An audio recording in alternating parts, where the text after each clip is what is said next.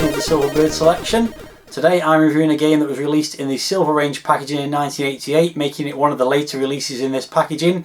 It's Ricochet, and this is a game that's fairly uncommon and actually quite hard to find on eBay, just because when you search for Ricochet Commodore 64 you get a ton of games back from the Ricochet packaging that Mastertronic released, so it's quite hard to find amongst all the other stuff that you might come back with when you do that search on eBay, but there are copies out there. Anyway, my copy cost me £1.95, which is pretty much what the game would have cost back in 1988. So let's take a look at Ricochet.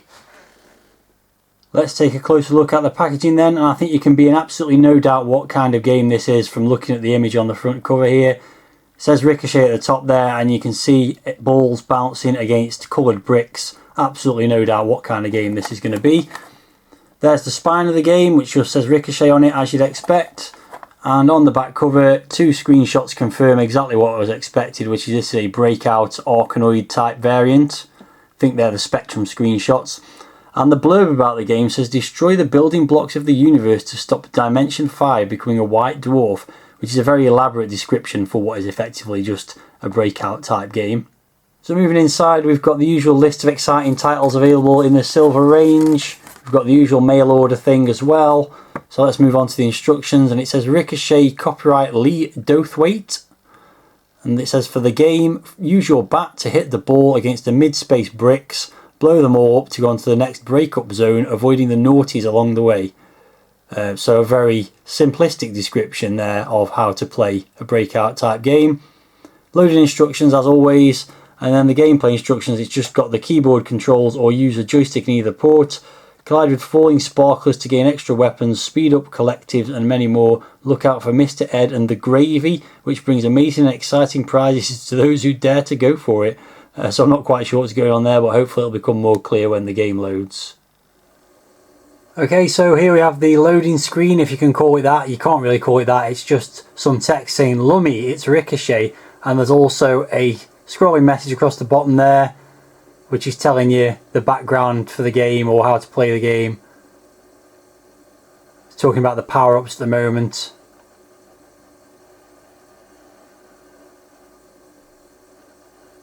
As Ricochet will bring you new colour, new life, a sense of purpose, brain-tingling action, stunning out-of-this-world gameplay, wicked, rad, cool, duty-fruit sounds, and more than 4 different ways of spending your valuable time.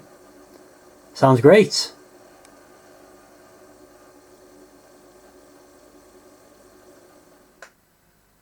Okay, so the game's loaded, and as you can see, it's quite a nice shiny metallic looking Ricochet logo, and beneath it says by Gary, and Andy, which is a little bit strange because the instructions said it was by Lee Dothwaite, so I'm not sure where he factors into this.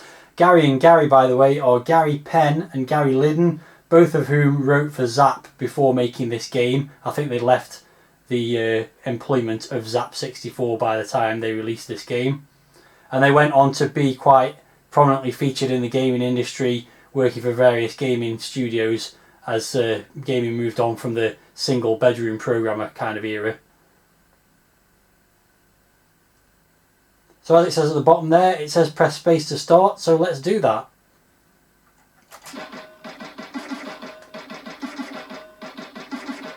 So after that fairly straightforward title screen, you're then presented with this intro screen or title screen or combination of screens.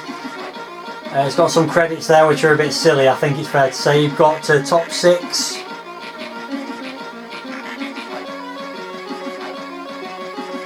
High score table nicely presented. You've got a nice scrolling star field in the background. And then it goes on to tell you the instructions for the game, which we'll get onto in due course, but that's telling you about the various power-ups you can collect. You have to collect 5 of each thing that drops down to get a particular kind of power-up, which includes things like the Gizm Gun and the Angry Yag. It's also got the keys, which are, it's got up and down, left, right and murder, or fire I guess you would call that. It's a bit strange that it's got up and down because this is, as we've seen on the cover, a breakout game, so I'm not sure where the up and down factor into it. And it's got even more instructions, various things that you can collect and other things that drop down when you break the blocks, but you can activate those by pressing space during play, it says there.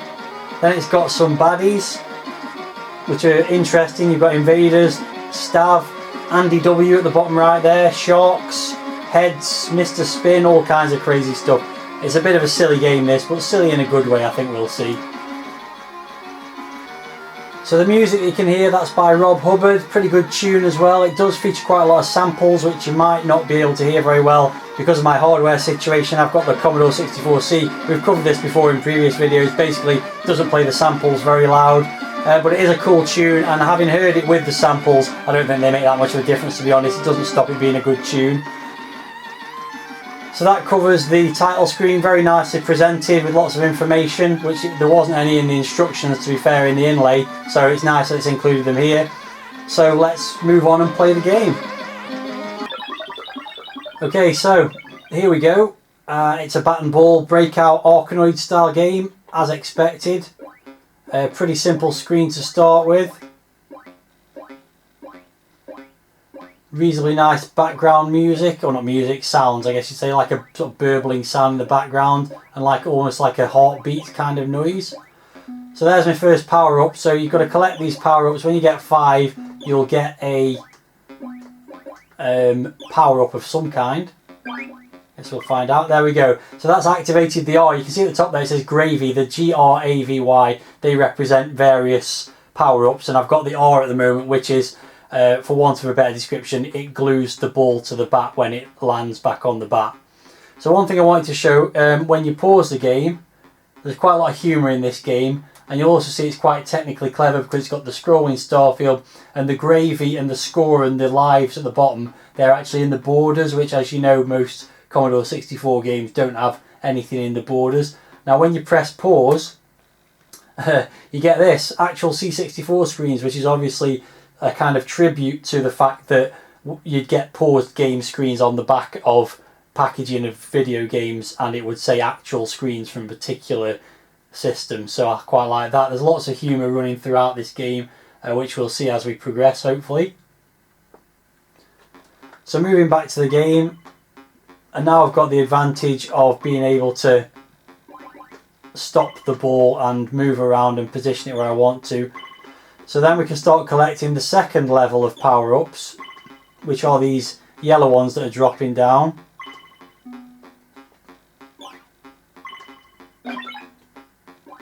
Not far off getting the last one of those now, I don't think.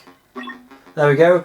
So 5 yellows unleashes the Angry Yag, which is this face in the middle that's just spitting balls out all over the place and destroying all the remaining blocks, which is handy. That makes things very easy to progress to the second stage. I think basically the idea was that the first stage is quite easy to get you into it.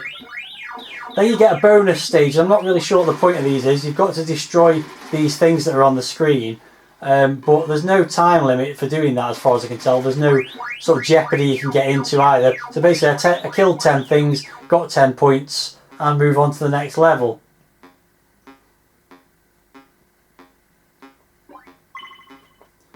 And the good thing is that your power-ups from the previous level carry forward, not the Angry Yag, but the glue, the sticky bat, that's carried forward. So I can now start collecting the power-ups. Oh, I could have done, but I just lost the life. Well, I didn't actually lose a life there. I only lost the power-up, so that's a nice touch, is that actually you don't lose a life if you've got a power-up, you just lose a power-up, which is something quite common to shoot-'em-up games in the 16-bit era on consoles like the Mega Drive and things like that, and arcade games of that era, but quite unusual for a game of this period of time, I would say.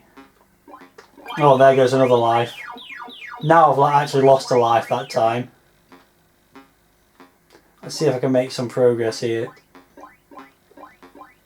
As always, the bricks at the bottom of the screen, you can get deflections which are quite painful and challenging if you don't predict them right. But I think I'm getting close to another power up now. But as always, you've got to keep an eye on the ball and where it's bouncing to, and that's the primary focus rather than collecting the power-ups.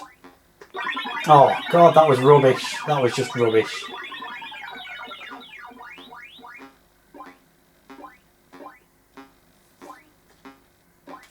I think the collection of power-ups resets when you lose a life. So I've got to get the 5 power-ups again now. Oh no, I haven't. I've got the 2. So now I've got whatever A is, the Gizm gun. Oh, but there you go. I've just got game over. Well, that was rubbish. I'll play through again and try and get to that point again. Because there's more to see in the game yet. So I'll put my name in.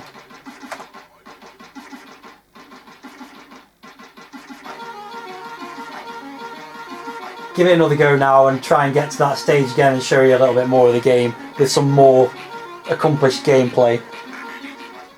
Okay, so I'm back on this screen and I've got the Gizm gun again now. I'm going to try and last a bit longer at this time. So obviously it's I haven't lasted much longer, but obviously it's a gun to blast away the bricks.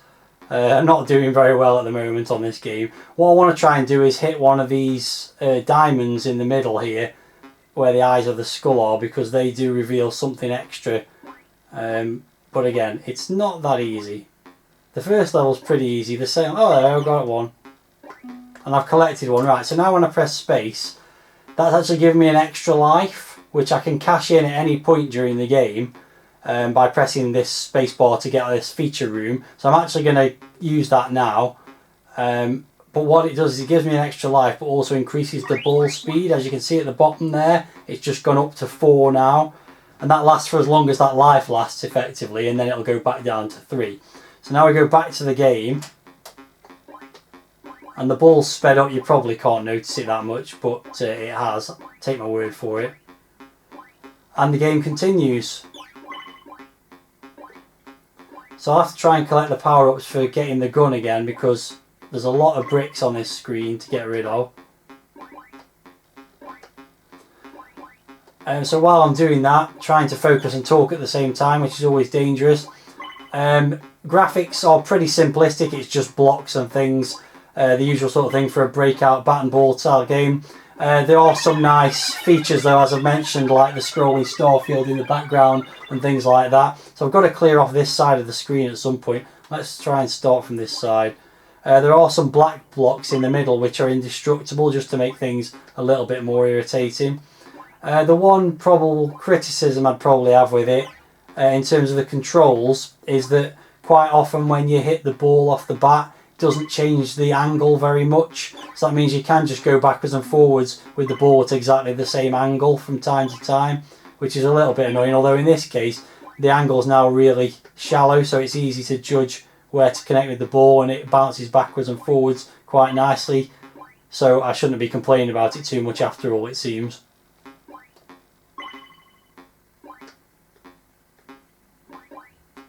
But you can see it's bounced off a different part of the bat, but it's just gone at the same angle. So that's, I wouldn't say it's annoying, but it's something you have to get used to, and it can mean that progress in the levels can be quite slow at times. There we go, that's another extra life unlocked there, so I'm just going to claim that as well while I'm here. May as well. Puts the ball speed back up to 3 again, but so what? In the current situation, that's not a big deal. And now I've got the laser back as well, so I should be able to clear out most of what's left on this level and move on to the next one. Oops, that was close. There we go, done it. So now I'll move on to another one of these funny bonus stages. Funny comments again in between each level. So again, you just got to destroy them with the bat, and you can't move up and down, which I thought might be why you got the up and down in the controls, but no. So I don't really know what the reason for all that is. But so now I'm on the 3rd level. Oh, that was terrible.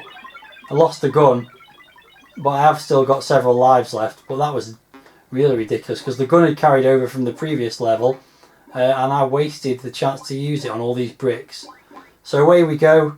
Not much more to say about the game really. It's a breakout style game with a lot of quirks and bonus power-ups and things like that. They're very well done.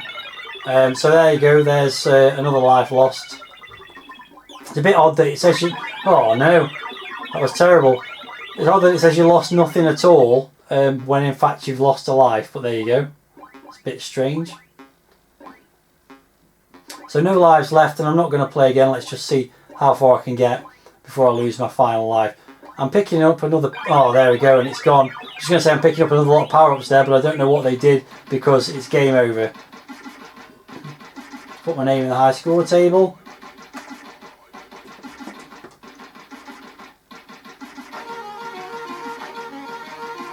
So there you go, pretty decent game. Let's get on to the review scores. Firstly, packaging, I'm going to give it a 6. It's a pretty unremarkable cover art and the instructions weren't very good.